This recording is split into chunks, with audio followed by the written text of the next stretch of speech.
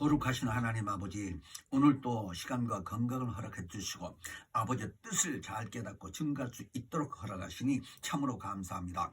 아버지 말씀을 녹음하게 하신 것을 참으로 감사오니 맞추는 그 시간까지 오직 성령께서 역사하시고 주관하사 하나님 거룩하신 영감으로 말씀을 대하게 하시고 말씀이 잘 생각나게 하시고 주제에 따라서 아버지께만 영광을 돌릴 수 있도록 성령께서 역사하시고 주관해 주시기를 간절히 빌며 예수 이름 받들어 기도합니다.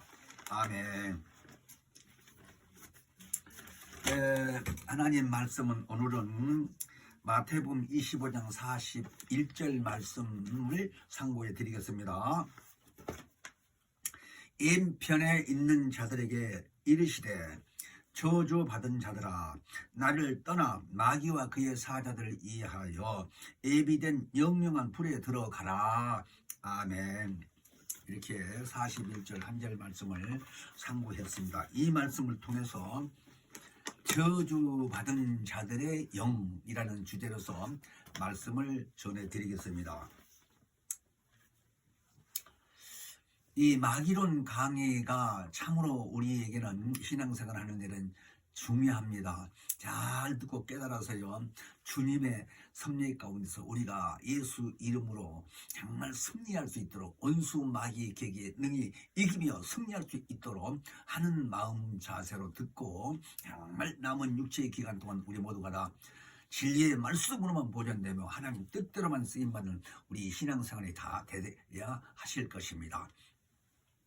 오늘 이 말씀을 통해서 하나님은 우리에게 생명을 주신 분입니다.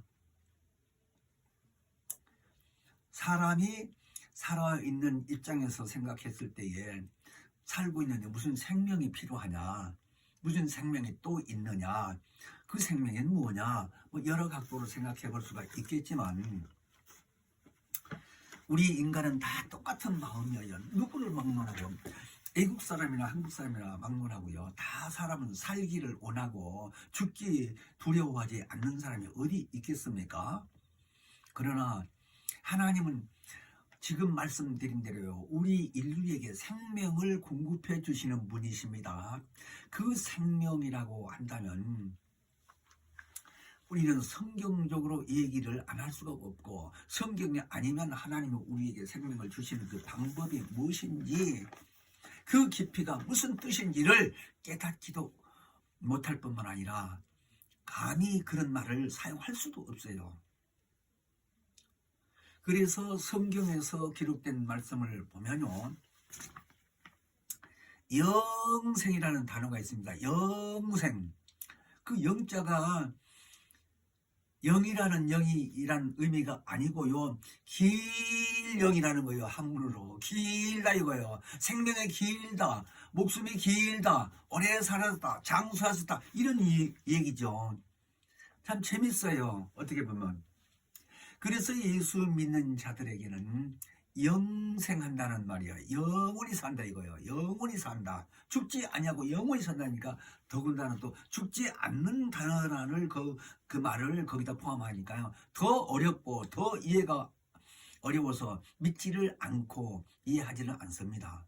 그러나 깨닫고 보면요, 우리가 정말 하나님이 조물주로서의 우리 인간을 지으셨다는 이 사실부터 이해가 돼야 돼요. 그럼 왜 죽어? 누가 죽는다고 그랬나요? 예수 믿으면 안 죽고 영원히 산다는 거죠. 그래서 거기서 맥히는 거야. 이해가 안 되니까. 그러나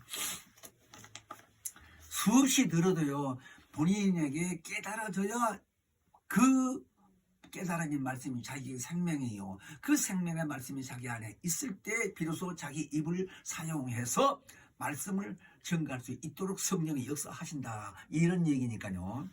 잘 하시고, 하나님이 우리에게 말씀하시기로요, 영생은 유일하신 참 하나님과 그랬습니다. 그런데 이 하나님이 우리에게 생명을 주신다고 하는 말씀을 우리가 전해드리고자 하니까, 그 말씀에서 영생이라고 하는 말이 하나님의 고유의 생명이라는 거예요. 뜻이. 영생이라고 영원히 죽지 않고 산다고 하는 의미가 하나님으로부터 공급받은 이 생명을 소유해야 그런 사람만이 영이 사는데, 그 말씀을 받지 아니하는 사람은 그 영이 소멸된다는 게 아니라 지옥불에 가서 반대로 영원히 죽어지지 않고 고통성이 있다라는 거예요. 그건 죽음을 말하는 것이고, 그렇다고 없어졌다는 말이 아닙니다. 육체가 죽으면 땅속에 들어가는 거죠. 그렇게 없어진다는 게 아니라 이 영은 존재하고 있는데 고통 속에 유황불못에 있다라는 얘기예요. 그 생명을, 하나님이 공급한 생명을 받지 않는 사람은 그 어쩔 수 없어. 성경에 그렇게 됐는데요. 그래서 오늘 그 생명을 잘 공급받기 위해서 그 받는 그 방법에 대해서 저해가 되는 요소가 있다면 저주라는 거예요. 저주. 성경에서 저주란 말이 많이 기록되어 있는데 세상에서는 그런 저주라는 단어를 잘 쓰지도 않지요. 그러니까 정상적이 아니라는 의미가 되겠지요. 그래서 성경이라는 말은 오늘 이 말씀에서 예수가 직접 입을 통해서 사용한 말씀이신데요. 그 예수님 기준에서 말하자면 얘기한데도 그때 왕을 기준해서 하는 말이었기 때문에요. 왼쪽 오른쪽에가 나누어진 이 사람이 있는데 오른쪽에 있던 사람들은 그 임금을, 즉 말하자면 하나님을 경외하고 섬긴다는 이런 의미고, 왼쪽에 있는 자들에게서는 그렇지 않다는 사람들이라는 거예요. 그래서 그 사람을 가리켜 하신 말씀이 저주받은 자들아 이렇게 말했습니다. 그래서 이 저주받은 자라고 하는 의미를 따라서 이어서 말씀하시기를 마귀와 그의 사자들을 위하여 예비된 영영한, 그러니까 길고 영원히 없어지지 아니한 불못에 들어가라는 거예요. 그 불못이 계시록 20장 10절에 보면 요한불못이라고 내가 많이 말씀드렸습니다. 그러니까 지금 인간들 입장에서 생각을 하고 말을 해본다면 쇳덩어리가 불이 이 온도가 1000도가 돼야 새가 녹는다는 거예요. 저 포항 용광로에서 그렇다 얘기해요. 제철 공장에서 말하자면. 그런 의미를 잘 깊이 생각해봐요. 그러니까 죽어지지도 않는 그 영 자체가 쇳덩어리가 뜨거워서 녹는 그 불못에서 그 뜨거운 것이라도 아무리 1000도가 아니라 10,000도라도 영이 안 죽어진다는 거예요. 영이기 때문에. 그런데 그 안에 인격이 있다고 생각을 해봐요. 뜨거운 걸 다 알고 의지정을 가지고 있다고 이제 괴롭고 하는 의미를 알고 있어봐요. 고통이 얼마나 심한 거를 생각을 해보자 이거요. 그냥 그런 곳에서 고통을 받고 있다는 거예요. 유황불못이라는 곳이. 무섭잖아요. 그래서 영적 권리를 저주라고 하는 말은 이미 상실된 자를 말하는 겁니다. 그러니까 생명을 주신 하나님 앞에서 그 생명이 공급되지 않고 끊어진 상태예요. 그 끊어진 상태가 다시 말하자면 우리가 음식을 먹고 영양 섭취를 다 하고 체내에서 항문으로 뒤로 나가기 전까지에 그저 돌고 해서 한 12m 내지 13m 정도까지 된다는 거예요. 이 대장을 다 창자를 끌어내서 이렇게 느려서 재보면 그렇다는 거예요. 의학적으로. 나는 안 봤는데 들었어요. 그거 대단히 긴 거예요. 그러니까 24시간 계속 체내에서는 그 일만 하는 거예요. 소화시키는 거, 뭐 대장, 소장 거쳐서 항문까지 나가기 전에 짜고 나가는 거예요. 마지막에 찌꺼기. 그거는 재생할 수가 없다라는 거예요. 영양 섭취가 다 흡수를 했기 때문에. 그래서 퇴비로 쓴다 이거예요. 인분이라고 그래가지고. 그런 의미처럼 재생할 수가 없다라는 거예요. 생명이 공급되지 않는 사람들에게는.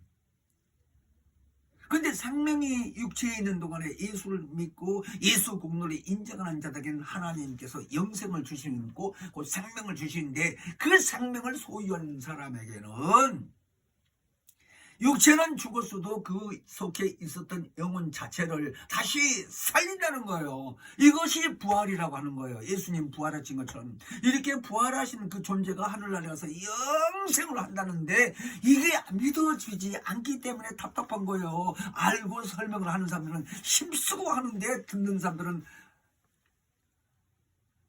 참 이상한 소리로 들리죠. 어이가 없다 이거요. 그러나 우리 그렇게 생각하지 마시고요. 저도 살아있는 사람 아닙니까? 그런데 왜 이렇게 힘쓰고 이 얘기를 하면서요. 계속 매일 이렇게 녹음까지 해서 여러 사람 알리기 위해서 이렇게 일을 하겠습니까? 너무 확실한 일이기 때문에. 그래서 이 생명이라고 하는 것 자체가요. 하나님이 우리에게 주신 이 고유의 생명인데 요한복음 17장 3절을 보면 영생은 유일하신 참 하나님과 그의 보내신 자 곧 예수 그리스도를 아는 것이니라 그렇게 말씀을 하셨습니다. 그러니까 예수 그리스도라고 하는 거는요 고린도 전서를 쓴 사람이 사도 바울인데 그 사람이 율법 선생이었었는데요. 율법을 잘 통해서 가리키고 선생 정도까지 일을 했으니까 대단한 사람이죠. 근데 그 사람이 예수 믿는 사람들을 잡으러 다니고 죽이고 하는 일을 했다 이거예요. 결국은. 왜? 반대가 되니까 하나님을 섬긴다고 하는데 예수가 하나님이라고 하니까 믿어지지가 아니해서 그러던 사람이 어느 날 예수를 만났어요. 예수가 부활하시고 가신 후에인데 햇빛보다 더 밝은 빛이 걸어가는 입장에서 그렇게 빛이 드니 깜짝 놀랐다는 거예요. 그때 시작해서 음성도 듣고 내가 핍박하는 예수다라고까지 음성을 들었습니다. 그때부터 시작해서 회개하고 자기 눈이 멀어버린 이 눈먼 것을 기도받고 고치기도 하고 살아계신 예수라고 증거로 다니는 거예요. 그런 사람이 성경을 신약 성경을 많이 썼는데요. 일단 그 사람 입에서 하는 말이 예수가 살려주는 것에 대해서 어떻게 말을 했느냐. 첫째 아담은 사는 영이고 그랬습니다. 에덴 동산의 아담 말입니다. 하와하고 같이 살던 사람. 선악과를 먼저 먹었다고 하는 그 아담, 그 사람은 사는 영이 되었고 마지막 아담은 살려주는 영이 되었다고 고린도전서 15장 45절에 말씀하신 것은 그러니까 아담이라고 하는 마지막 아담이라는 그 아담이 예수 그리스도를 가리켜 하는 말입니다. 사도 바울이 쓸 때에 그 체험을 하고 예수가 정말 하나님의 아들로서 우리 인류를 살려주시는 분이구나 하고 깨달아진 거예요. 성령의 역사로. 그런 분이 죽을 때까지 예수 전하다가 이제 마지막 일생을 보낸 사람이 있었는데요.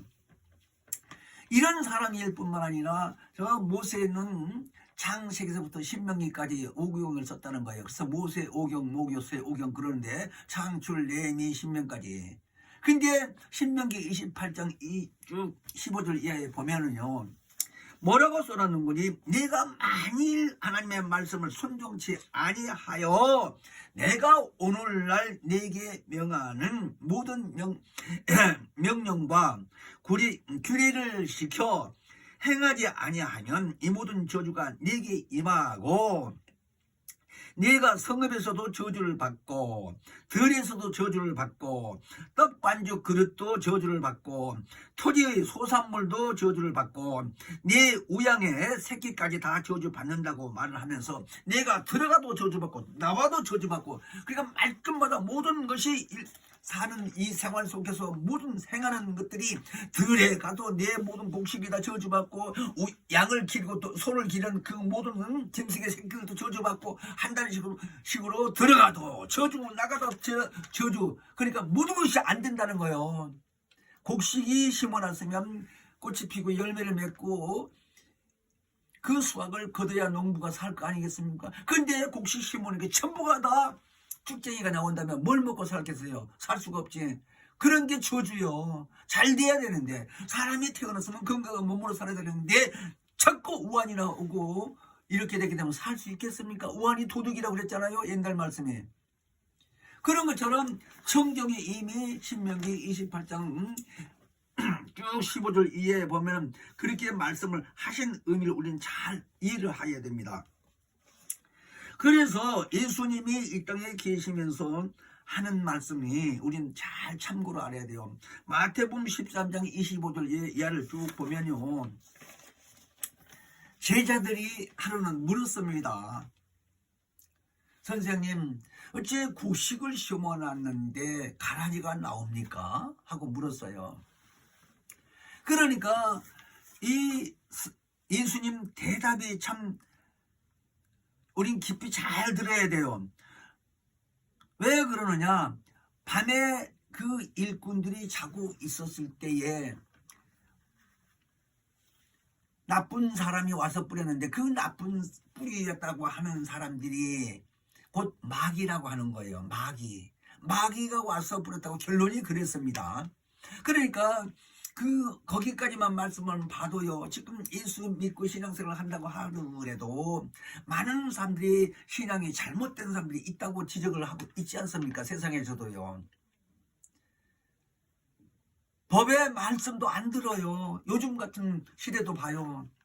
특별히 기독교인들을 얼마나 지적을 많이 해요. 저 신천지 교회에서부터 시작해가지고 말 안 듣는다고. 그러니까 벌금을 물리느니 어쩌니 하면서 텔레비 다 보고 알 수 있잖아요. 요즘 코로나 이 시대가 돼가지고.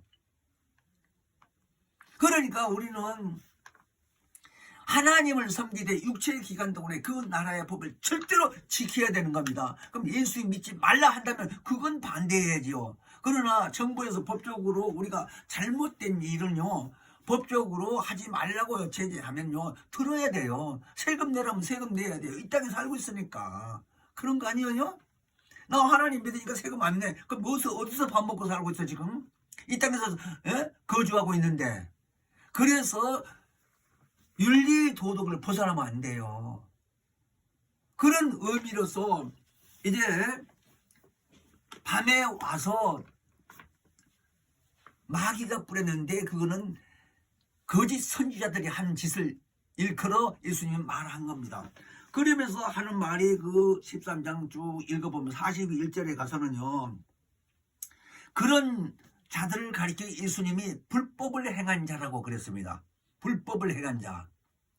그러니까 불법을 행한다고 하는 말씀이 그들이 이제 추수 때가 돌아오면 곡식 비유에서 추수 때가 되면 추수할 자들은 천사들인데 이 추수할 곡식을 이제 거둬내야 할 것은 세상을 말한 거예요. 그러니까 인류를 가리켜 하는 말입니다. 그냥 세상에 있는 모든 인류들이 이 다음에 추수 때는 천사들이 와서 추수할 때인데 쭉쟁이는 다 거두어서 불에 꺼지지 않는 불에다 태운다고 하는데, 지금 여기서 41절에 말씀드리는 마태복음 13장 41절에는요, 그 거짓 선지자들은 먼저 거두어서 가두는데 불꽃에다 넣게 고통을 받게 하게 되는데 거기서 슬피 울고 있게 한다는 거예요. 억울하다고.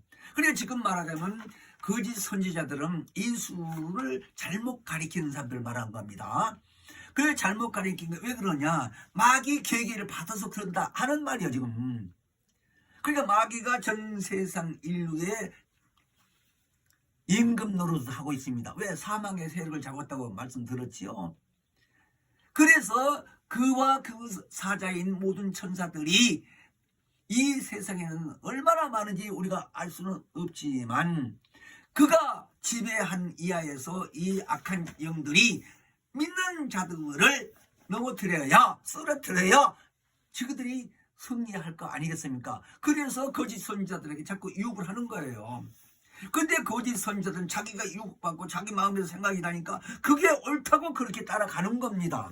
딱하죠. 그래서 그래서 우리는 그 거짓 선지자들이 하는 행위가 다 저주의 일이다 하는 겁니다. 근데 그 저주가 어디서부터 왔느냐? 성경을 보면 창세기 3장 1절로 6절까지 쭉 보게 되면 아담과 하와가 유혹받은 내용이 있습니다. 근데 먼저 하와라는 그 부인이 마귀에게 유혹받는 것이 뱀에게 유혹받았다고 그랬는데, 그 마귀에게 말하자면 대화 중에 그 대화 말을 듣고 생각이 변화된 거예요. 그래서 결국 그 마귀의 종이 됐는데, 왜 그 얘기를 하느냐? 그때 마귀에게 유혹받은 그 내용이 처지다 이거예요. 그러니까 육신의 생각이 있는데 이 생각 안에 말하자면 자기 생각이 듣고 마음에서 듣고 그런 생각이 그 말이 옳다 그게 그렇다 하는 식으로 인정한 것이 그 말을 듣고 유혹받았다 하는 겁니다. 지금 우리가 신앙생활을 하고 있는 입장에서요, 많은 사람들 대화를 하고 있는데 예를 들어서 거짓 선지자들이 유혹하는 이 입장에서요, 유혹한다고 해서 유혹하나요? 대화하는 거예요. 같은 성경을 가지고 했을 때 그게 그렇겠다고 그 사람 말을 듣다 보게 되면 자기 마음 안에 생각이 그렇다고 신하게 되면 그 유혹받은 거예요. 그런 것을 미혹이라고 한다 이게요. 성경에서는 미혹하는 자는 천사가 그렇게 한다고, 타락한 천사가 가변된 천사가 그렇다 이거예요. 자, 그런 내용을 지금 다 설명할 수는 없지만은 어쨌든 상대자하고 대화 속에 말을 들으면서 자기 생각에 그게 그렇겠다 하고 수긍이 되면 유혹받은 거라 하는 거예요. 그러니까 유혹받는 것이라고 하는 것 자체는요, 우리를 돕는 천사들이 와서 내 생각이 잘못됐을 때 하나님이 그거를 보시고 내 생각이 잘못된 것을 인정했을 때 나를 도우려고 오는 천사가 가변된다 이거예요. 변한다 이거예요. 그러면 그걸 미혹의 영이라고 하는데 내가 죽을 때까지 쫓아다니는 거예요. 이거 이 천사가. 그러니까 사람들이 자기 이 고정관념이 변하지 않는 사람이 많이 있어요. 근데 그걸 세상에서는 고집이라고 그러죠. 저 사람 고집 참 대단히 세다고 이렇게 말을 하는데, 그 고집이 고정관념이 말하자면 평생 그렇게 가지고 있는 것 자체가 유혹받은 겁니다. 그걸 모르는 거예요 사람들이. 그러니까 자꾸 사람이 변해돼 가지고 말하자면 악한 사람이게도요, 순간에 어떤 입장에서 그렇다 하더라도 또 자고 나면 마음이 변하고 또 돌이켜보면 내가 잘못했다고 회개하고 돌이키기도 하고 마음을 바뀌어서 다른 이 긍정적으로 살아야 될 거 아니냐 이 얘기예요. 근데 그런 생각이 없이요, 자기 마음속에 있는 것이 평생 가지고 있는 거예요. 그걸 고정관념이라는 거예요. 그러니까 빡빡하지요. 대화가 안 이루어지죠. 참 어려워요. 이런 사람이 있다 이거예요. 세상에는. 근데 이런 것이 평생 저주예요. 안 바뀌어지니까 자기 마음이. 근데 사람이 태어날 때부터 자꾸 성장하면서 친구들하고 어렸을 때부터 장난하고 놀면서도 욕도 배우고 좋은 것도 배우고 나쁜 것도 배우면서 쭉 자기께 대해가는 겁니다. 그런 것이 다 세상에서 보이지 않는 이 악한 존재들이, 영적 존재들이 우리 인간을 지배하고 있다는 걸 아셔야 돼요. 왜 오늘 저주에 대해서 얘기를 하려고 하니까요, 하나님은 생명을 공급하신 분인데 그렇게 받아들이지를 않는 거예요. 생명이 뭔지라 알기나 알겠습니까? 예수를 믿지 않는 입장에서. 그런데 성경에서 분명히 말씀하시기를 우리의 이 평강의 하나님이라고 그러셨는데, 그 하나님이 우리에게요, 우리 인간을 만들 때에 영이 있고 혼이 있다고 우리 많이 말씀을 드렸잖아요. 그러니까 이 몸 안에 혼이 있고 그 혼 안에 영이 있다 이거예요. 그래서 혼과 영과 이 몸이 예수님이 다시 오실 때까지 이 몸이 건강하게 유지되며 흠이 없도록 보존하기를 원한다라고 데살로니가서 5장 23절에 그렇게 말씀하셨습니다. 그러니까 분리해서 말을 해보자면 영이 하나님의 말씀을 잘 받아들이고 깨달아져서 그렇게 해 살아야 되겠다 한다고 생각하게 되면 그 생각이 이제 자기의 말하자면 혼인 그 마음에 들어간다 이거예요. 그 마음에서 좋은 생각이 긍정적이고 적극적이고 생산적이고 이런 마음이 나온다 이거예요. 그랬을 때 몸이 생활이 바뀌어지는 거예요. 행동이. 이런 얘기입니다. 그런데 성경에 말하기는 로마서 8장에서 보면요, 그 8장 5절에서 쭉 6절 이런 보게 되면요, 육체의 생각은 사망이라는 거예요. 그런데 이 육신의 일은 사망인데 이 영의 말하자면 내 영이 예수를 믿고 있는 입장에서는 하나님의 말씀 자꾸 받아들이고 그러지 않겠습니까? 그러면 영에서는 하나님 뜻대로 살려고 그러고 이 내 생각에서는 육체의 소욕만 가지고 그 정욕으로만 가지고 세상의 소욕으로만 가지고 기울어지니까 그 속에서 마음속에서 서로 대적을 한다는 거예요. 갈라디아서 5장 17절 이하에 보면은. 그러니까 대적을 하다 보니까 싸운다 이거예요. 치고받고 싸운다는 말이 아니라 마음이 신경이 써지는 거예요. 아, 이것이 옳으냐 저것이 옳으냐고 잠도 안 오고 근심걱정할 때도 있겠지요. 그런 걸 말하는 거예요. 그래서 성경은 그것이 싸움으로 표현을 했어요. 마음에서 근심걱정하고 신경 쓰는 것 자체를. 자, 그런데 성경에서 말하고 있는 것 자체는요, 특별히 사도 바울 같은 사람을 보게 되면 아까 율법 선생이라고 그랬는데 율법 선생이니만큼 율법에 대한 걸 얼마나 많이 공부를 했느냐 이거요. 선생이니까.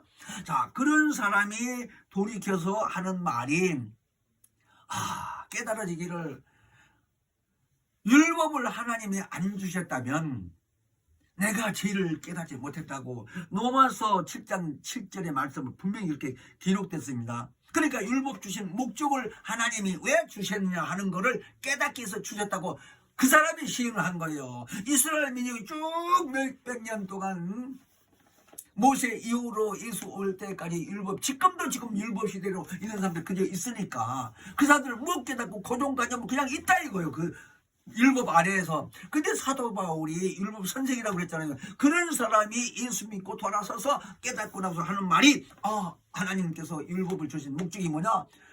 내가 죄를 깨닫게 됐다 이거예요. 율법 때문에. 그러니까 하나님이 율법 주신 목적은 뭐냐? 너희들 죄인이라는 걸 깨닫기 위해서 율법으로 해서 하나님 잘 섬기고 율법대로 살라고 그렇게 안 살면 안식일 안 지켜 율법으로 행하지 않으면 돌로 쳐 죽여 모세를 통해서 그렇게 했다 이거예요. 그러니까 두려워서 섬기는 거예요. 근데 그런 게 아니고 사도 바울은 죄를 깨닫기 위해서 하나님이 주신 거다라고 시인한 거 하고 기록한 겁니다. 그래서 더 나가서 갈라디아서 3장 19절에 보면 율법은 범법함을 인하여 천사들로 중보의 손을 빌어서 베푸신 것인데 약속하신 자손이 오시기까지 있을 것이니라 그랬습니다. 약속을 누구로 했습니까? 하나님은 아들이 이 땅에 메시아로 온다고요. 구원자로 온다고 이미 선지자를 통해서 여러 번 말씀을 하셨어요. 자, 그러한 분이 바로 이 사도 바울을 통해서 예수가 오시면 이제 율법 시대는 끝났다는 말씀을 한 거예요. 지금 약속하신 자손이 오시기까지라고 하는 말이 예수가 오셨으니까 율법을 우리가 죄인에서 이렇게 살다가 이제 구세주고 그러고 자연스럽게 돌아서서 믿으면 되는데 아니다. 네가 어떻게 하나님 아들이요? 우리 하나님 여기 있는데 이런 식이라 이거예요. 자, 그래서 우리는 성경이 기록되기를요. 요한복음 1장 17절에 보면 율법은 모세로 말미암았고 왔다 이 말이에요. 그 다음에 은혜와 말하자면 복음은 하나님의 아들 예수 그리스도로 말미암아 오셨다라고 기록되어 있어요. 요한복음 1장 17절에 우리는 예수 하신 말씀대로 예수 시대의 복음처럼 그 말씀에 돌아가서 이렇게 영적 생활을 잘 해야 되는데 구약 시대는 아까 말씀드린 대로요. 율법 주신 목적은 율법의 가장 핵심이라고 뭘까요? 십계명을 말합니다. 십계명. 그러니까 십계명이라고 하는 말이 법이요. 법. 하나님의 법. 그래서 출애굽기 20장 1절을 쭉 보게 되게 되면 10개의 계명이 있는데 그거 다 아시다시피 하나님의 계명이요. 그 계명이 뭡니까? 하나님이 계시해 주신 말씀이신데 그게 법이에요. 명령이라 이거요. 그러니까 그 안에서 우상 섬기지 말고 형상 만들지 말고 나 외에 다른 신은 없으니까 나만 섬겨라 라고 이렇게 모세한테 알려준 거예요. 그러면 지금도 그때나 이때나 하나님을 섬기라고 하는 이 입장에서 하나님 안 섬기나요? 예수 이후에는?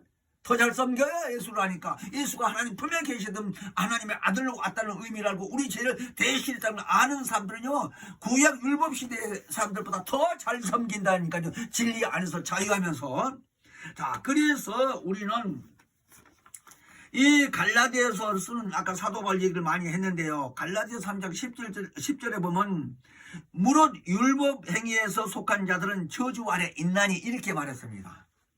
그러니까 구약 시대 사람들은요 율법 아무리 잘 지킨다 해도 지금 말씀하신 대로 갈라디아서 3장 10절에 율법 아래 있는 사람들이 바로 저주 안에 있다는 거. 저주가 안 되는 걸 아까 말씀을 했지요. 나가도 저주요, 들어가도 저주라고 그랬잖아요. 말씀에 순종하지 아니하면. 그러니까 모든 것이 다 만사가 다 안 되는 거예요. 심지어 짐승의 새끼까지 다 저주받는 거 아니야. 짐승이 새끼 낳아야 돈을 벌 텐데 말하자면. 그렇지 않겠어요? 이렇게 딱 묶어서 갈라디아 3장 10절에 그렇게 말씀하신 것이요. 대단한 얘기입니다. 그러므로 우리는 이 율법에 우리는 묶여 있지 않고 거기서 노연한 겁니다. 이제 그게 해방이라고 그랬어요. 로마서 8장에는 그러므로 그리스도 예수 안에 있는 자는 결코 정죄함이 없나니. 율법 안에 있는 자들 그런 건 정죄 심판받았다 죄인이다 이런 얘기인데, 이제는 생명의 성령의 법으로 죄와 사망의 법에서, 그러니까 율법이 사망의 법이요. 너 안 지키면 죽어 하는 거거든. 근데 율법을 지킬 육체가 없어요. 어려워서. 연약하고 육체는 안 된다 이거요. 너무 어려워서 순종하기 어렵다 이거요. 그러니까 몰래 하고 만일에 들키면 죽기를 무서워서 도망가고 그러지 않습니까? 그리고 죽일 사람은 쫓아가고, 이런 시대가 율법 시대예요. 그래서 우리는 잘 알아야 될 것이 갈라디아서 3장 13절에는요. 예수 그리스도께서 이 땅에 오셔서 육체로 채찍에 맞음으로 우리 모든 저주 담당했고, 십자가에 달려서 죽게 되므로 우리 모든 죄를 담당하시고 우리 모든 저주를 다 담당했다고 사도 바울이 갈라디아 3장 13절에 그렇게 썼습니다. 그러니까 율법의 시대에 있는 모든 저주를 예수 그리스도가 담당했다. 그래서 거기서 쓰는 말은 속량하셨으리 이렇게 나옵니다. 속량이 우리 죄값을 완전히 지불했다는 말이에요. 죄값을. 그러니까 넘어서 6장 23절에도요. 죄값은 사망이라고 그랬는데 하나님의 은사가 뭐예요? 값없이 주신다는 말이에요.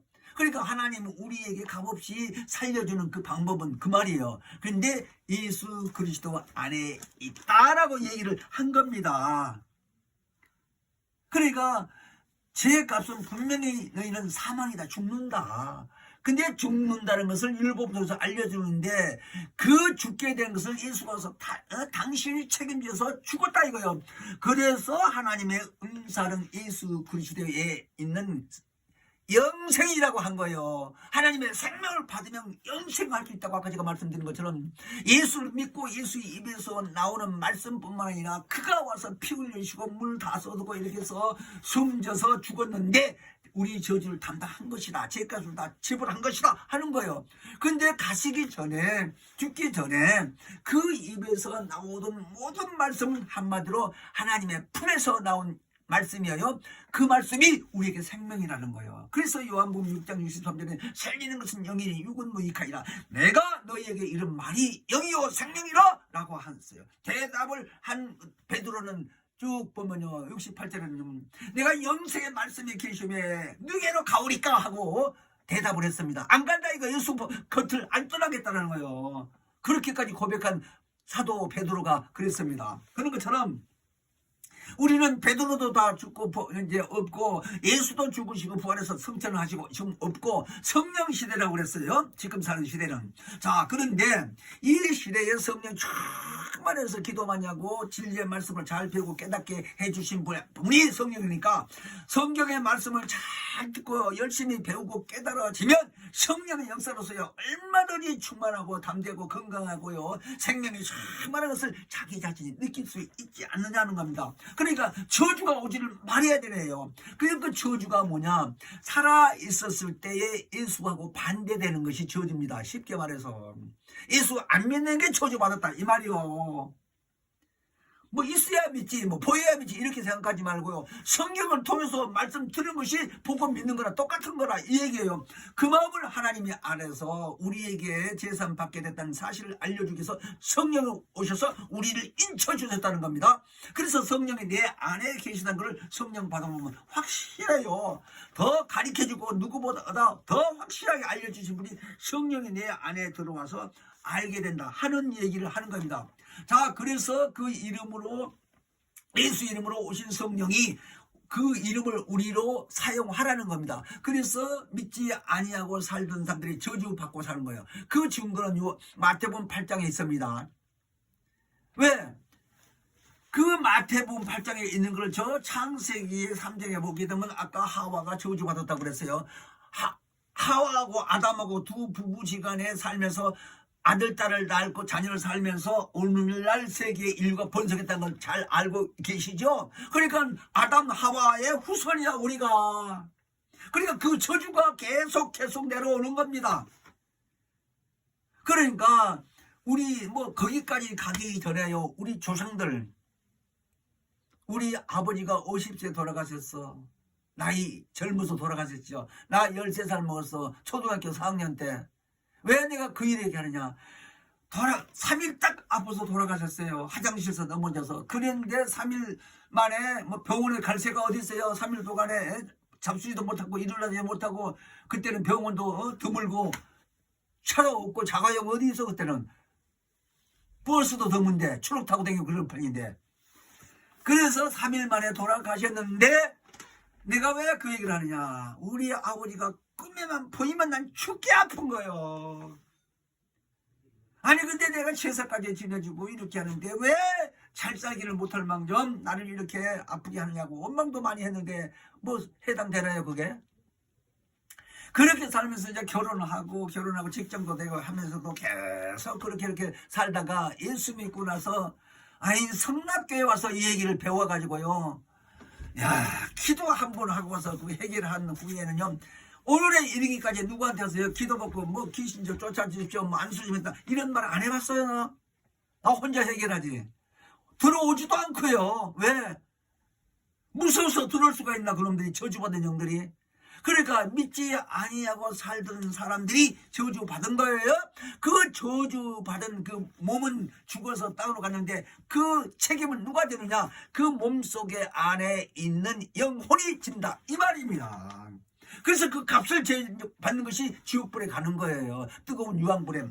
자, 이런 의미로 인해서 우리가 성경을 배워야 되는데, 이미 하나님이 우리를 사랑하셔서 마태복음 4장에 오게 되면 마귀를 이 땅에 와서 예수가 만나서 마귀에게 완전히 심판했습니다. 그러니까 무슨 얘기냐. 마귀 이 사망의 세력을 완전히 박탈시켰다 이 얘기예요. 그것을 잘하는 자들이 먼저는 귀신들이 잘합니다. 그러니까 그 후부터 마귀가 이제 광야에서 예수께 정죄를 받고 도망을 가는데, 예수가 걸어만 가도 저 사람 속에서 귀신 들려 있는 환자들이 나사렛 예수야 하고 하다 보면 거기다 쳐다보고 얘기 한마디만 해도 귀신이 그냥 저절로 나가버려요. 신기하죠? 그런 체험을 지금 성령께서는 하고 있는 거예요. 지금 실제로 하고 있어요. 저도 그런 일을 하니까 확신나게 얘기하는 거예요. 그런데 그 저주받은 자들이 쉽게 말하자면 마태복음 8장에 보면요, 예수님이 그랬어요. 믿지 않는 자들 전부가 다 저주받은 자가 곧 지금 죽어있다는 거, 생명이 없다는 거예요. 그래서 예수는 직접 죽은 자다 그랬고, 오늘 본문이 마태복음 25장 41절에 보면 저주받은 자들아 라고 하면서 마침내 갈 곳을 얘기한 거예요. 마귀와 그의 사자를 위해서 예비된 영영한 불에, 지옥불에 말하자면 거기 가라는 거예요. 결론은 무서운 얘기 아니요. 그게 거짓말고 사기친 얘기 같으면 내가 법에 걸리죠. 성경이 있다 이 얘기예요. 넘어서 그래서 8장에는 우리는 다 그런 죄가 해방됐고 사함 받았다, 성령까지 임하였다, 이제 이런 얘기니까, 지금 성령 시대에서요 예수 이름으로 귀신 쫓아내는 것이, 이 말씀만 드리고 내가 끝내죠. 마태복음 12장 28절에 예수님이 알려줬어요. 그 당시에 하신 일이라면서, 내가 성령의 힘입어 귀신 쫓아내는 것이면 하나님 나라가 너희에게 이미 임했다라고. 그 권세가 임했다라는 거예요. 땅덩어리가 나라가 임했다는 얘기가 아니고. 그래서 마태복음 12장 28절 말씀을요 잘 찾아보고요, 읽어보고 애워가지고요 그냥 시를 많이 해요. 내가 예수의 이름으로 명하니 성령 이제 와서 내가 성령 받았다 하더라도 예수의 이름으로 명한다고 그렇게 말해요. 예수 이름으로 성령이 오셨으니까. 그러면 귀신 먼저 한다니까요. 아, 이 사람은 그런 거 알고 있구나 하고 무서워요. 나간다 이거요. 거짓말 아니에요. 성경 그렇게 돼 있다니까요.